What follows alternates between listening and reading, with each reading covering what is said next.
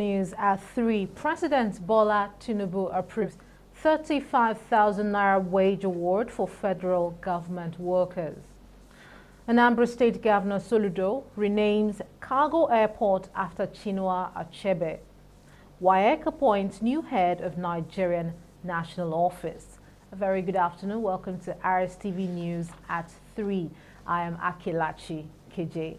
Do you love and care about Rivers State and her peace? If yes, let's build and take her to greater heights. This is a task we must all accomplish. And now the news in detail. Rivers State Governor Sir Siminalayi Fubara has urged Nigerians not to despair because of the current challenges, but to remain committed in contributing their best efforts in making Nigeria better. Governor Fubara gave the charge at the events that were organized to mark Nigeria's 63rd Independence Anniversary in Port Harcourt. Tamno Barabi Bulubo has the rest of the report.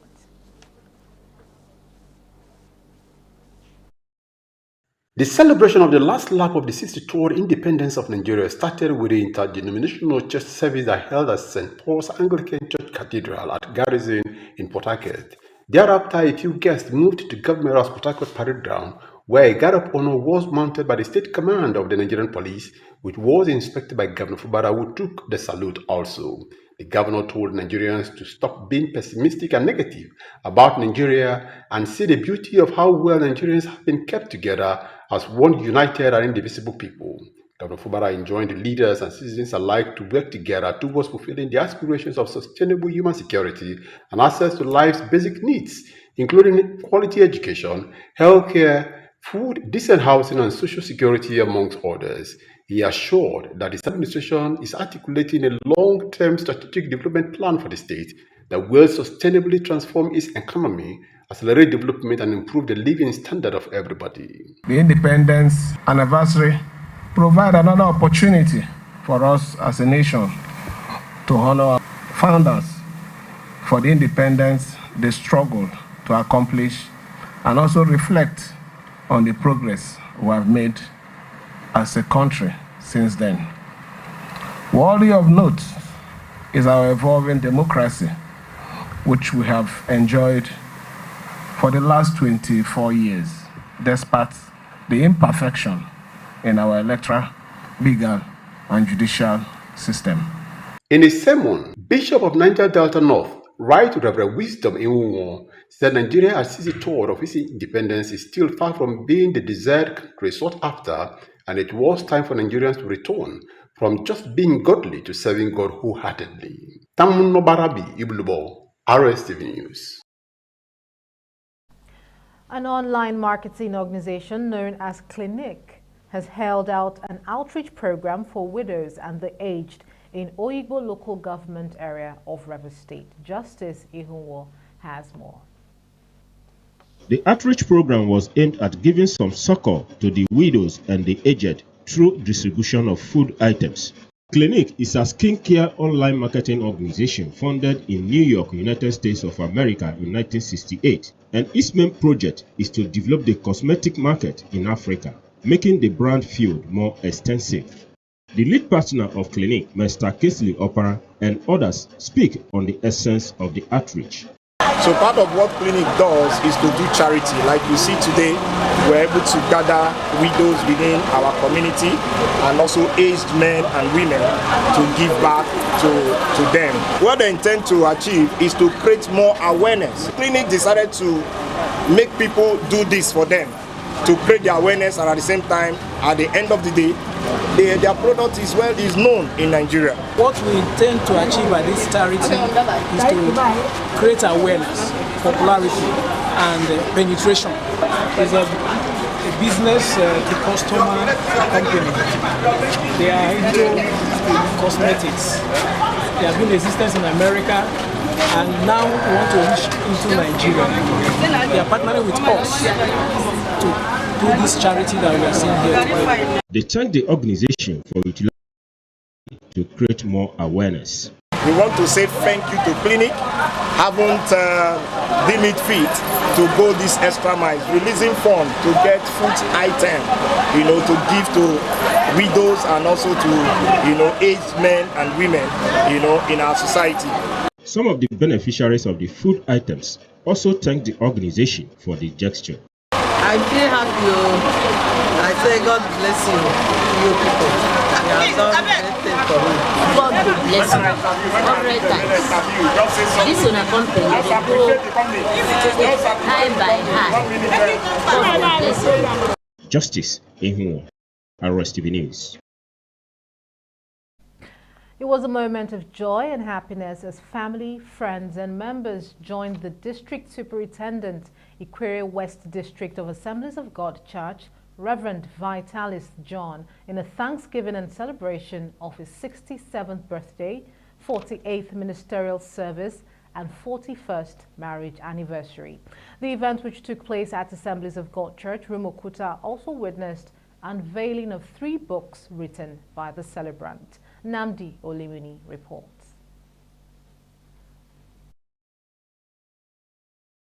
Delivering a message at the event, a guest speaker, Reverend Chidi Okorafor, who spoke on the topic, 2 simple sentences, said, "I am sorry and thank you," are the 2 magical and miraculous sentences that can stop war, heal broken homes, settle dispute, and fan the embers of love. He said the 2 simple sentences are scarce and difficult to say and urged the congregation to learn how to use them effectively in their daily lives to avoid crisis and sustain relationships. According to him, the celebrant made good use of 2 simple sentences in his 41 years of marriage and commended him for achievements recorded while praying God to continue to strengthen him. I am sorry.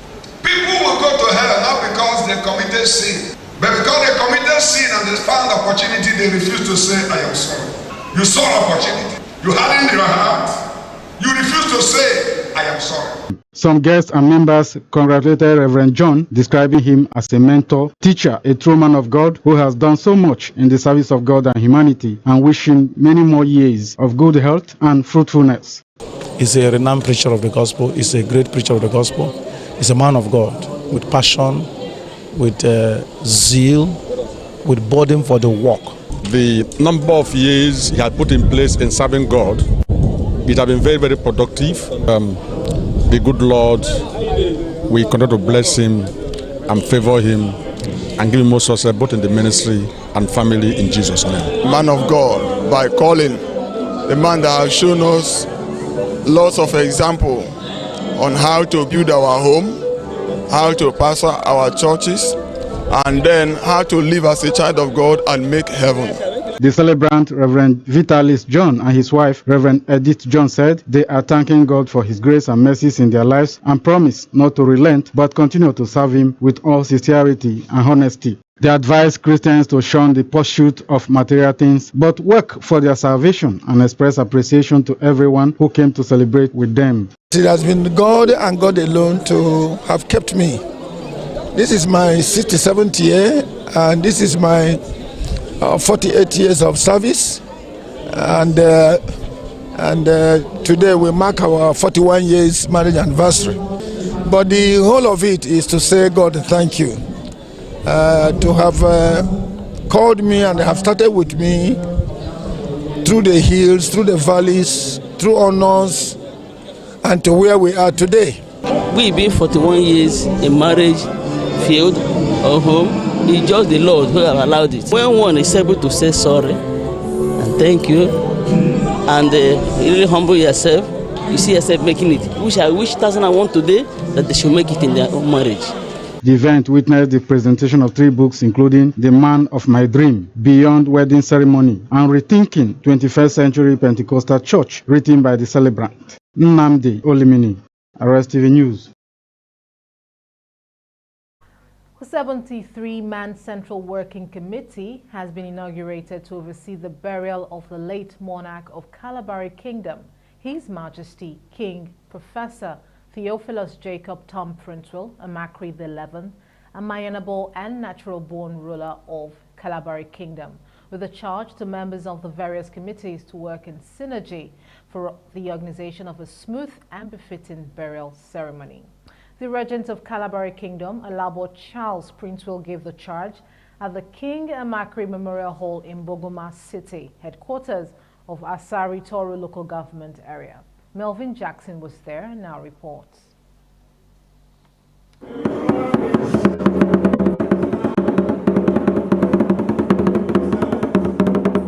In his remarks, Regent of Kalabari Kingdom, Alaba Prince Will, said the urgency of the hour calls for leaders of wise judgment and sound integrity, not in love with money, but in love with justice, and also not in love with publicity, but in love with humanity. The Regent opined that the hour calls for leaders who can subject their egos to the greatness of the cause of coordinating a befitting burial in honor of the departed king. Dr. Prince Will enjoined members of the Central Working Committee to be proactive in the discharge of their duties and added that the capability to influence, inspire, and activate others to pursue a common goal while maintaining commitment, momentum, confidence, and courage in their assignment makes good leaders.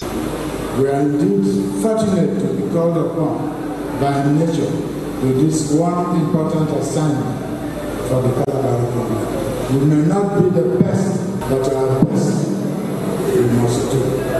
Having been called to duty as true sons and daughters of this great kingdom, I do sincerely believe that we can do it.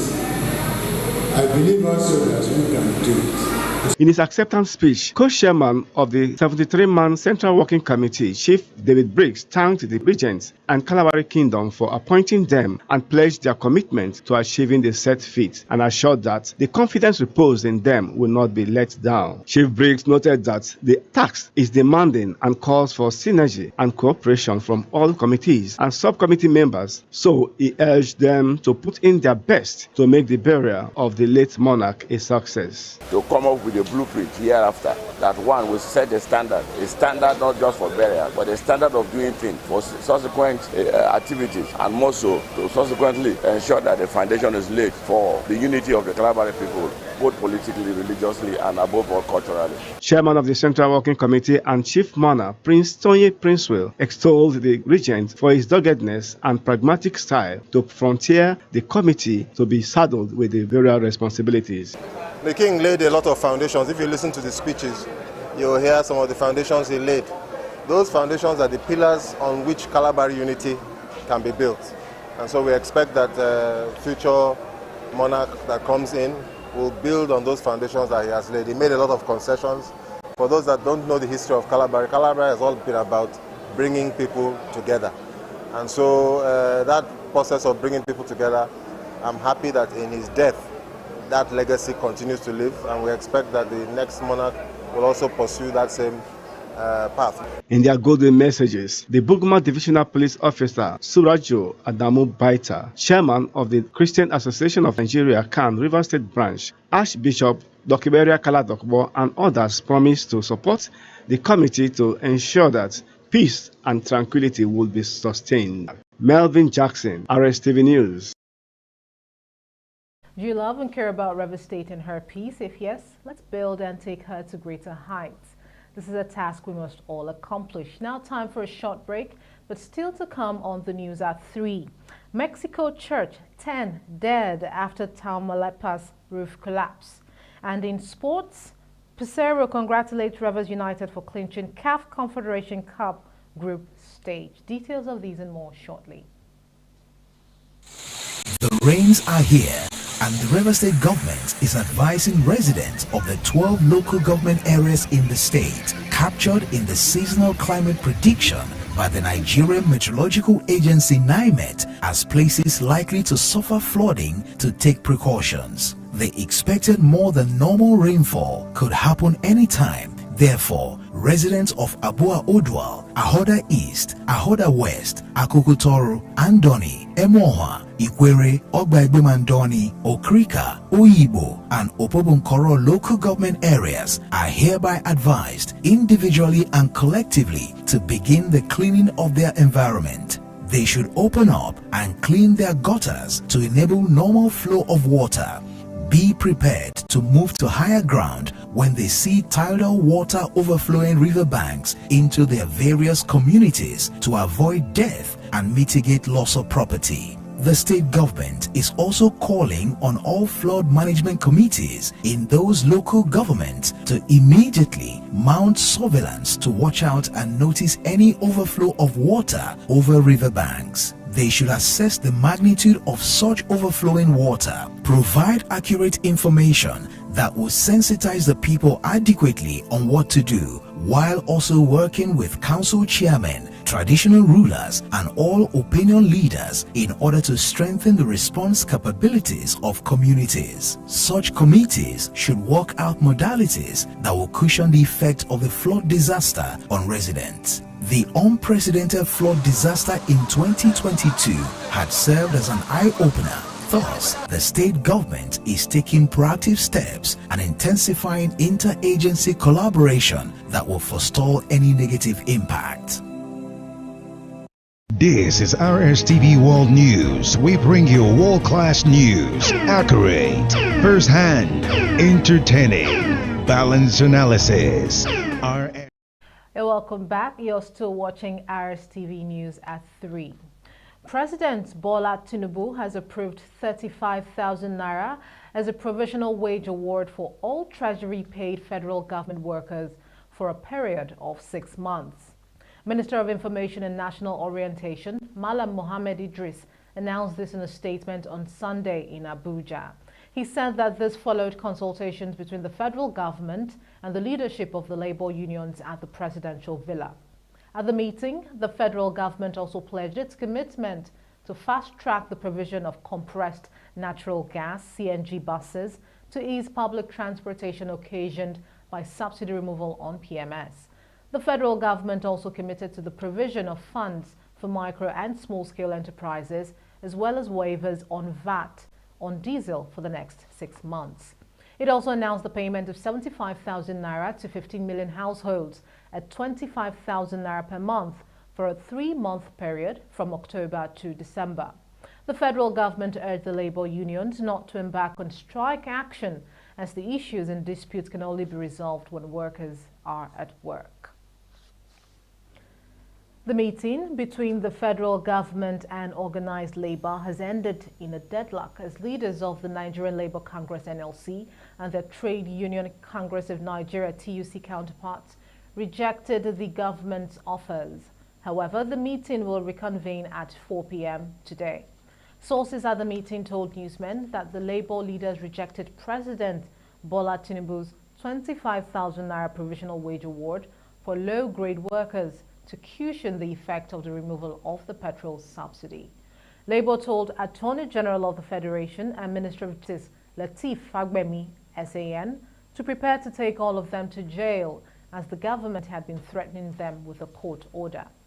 President Tinubu, in his nationwide broadcast on the occasion of Nigeria's 63rd independence anniversary, had introduced a provisional wage increment to enhance the federal minimum wage without causing undue inflation. However, Labour rejected the 25,000 naira provisional wage award and demanded 200% of the current minimum wage, insisting that the provisional wage increase should be for all workers, pending the enactment of a new Minimum Wage Act next year, must not be limited to only 6 months.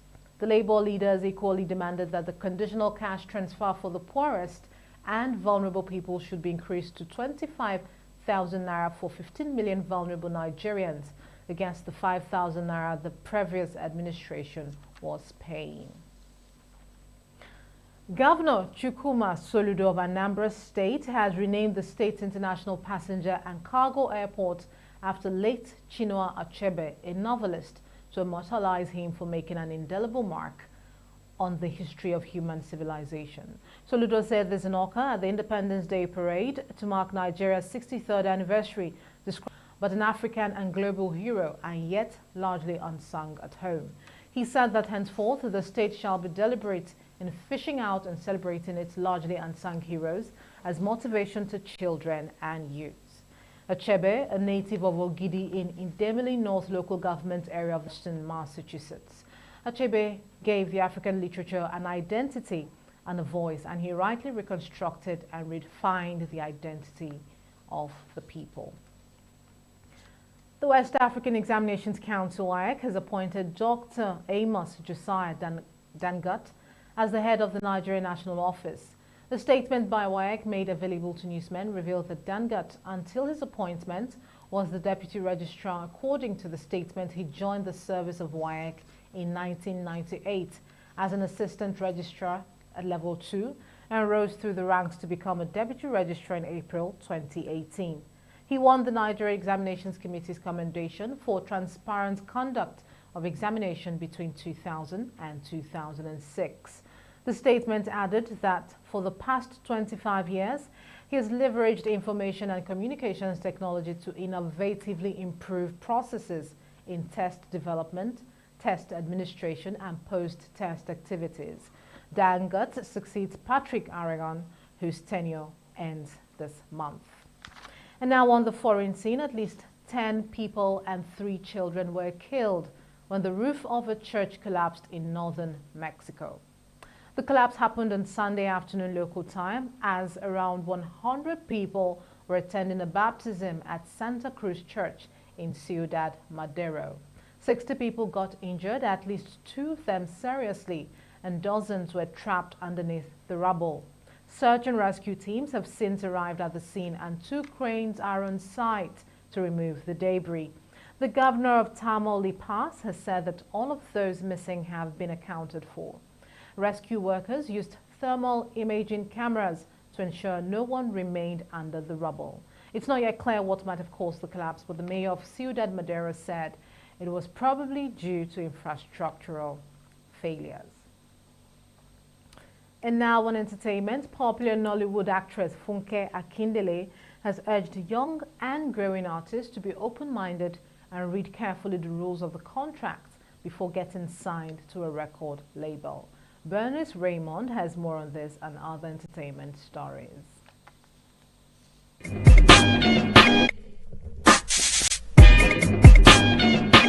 Funke, while speaking at the premiere of the Prime Video 5-part miniseries titled She Must Be Obeyed, held at Film House IMAX Cinema, Lekki, Lagos, said the content focuses on issues affecting young artists in the music industry. Funke noted that the series centers on the competition in the entertainment industry, adding that it is an eye-opener for everyone. The miniseries She Must Be Obeyed tells the story of the life of 3 successful music stars, their rivalries, and the backstabbing activities they engage into outshining one another. It features an ensemble cast led by Funke, Latif Adejimeji, Nancy Sime, Aka Anani, Patience Ozokwo, Mike Ozuronye, and Rachel Okonkwo, amongst others. I don't change my level, God punish the devil, Egungun be careful, don't look for my trouble, cause I'm hot like that. I will cook a new song, sing to Justin Bieber, and then I will become the talk of the world. Elebaye has emerged as the winner of the Big Brother Naija All-Stars Season 8. She was declared winner during the grand finale of the BB Naija All-Stars after 10 weeks in the house and going up against 23 other All-Stars. This was her first time as a finalist after her time on the Level Up season, and she claimed the ultimate crown this time around with 30.8% of the total votes for the night. The presentation is scheduled for Tuesday, October 3rd, 2023, as she is expected to go home with the grand prize of 120 million naira and SCV, a weekend getaway for 2 with Travel Better, 1 year supply of Pepsi, Wow, Munchies, Hawaii, Lush Hair, amongst other things. Are you ready to crown your winner?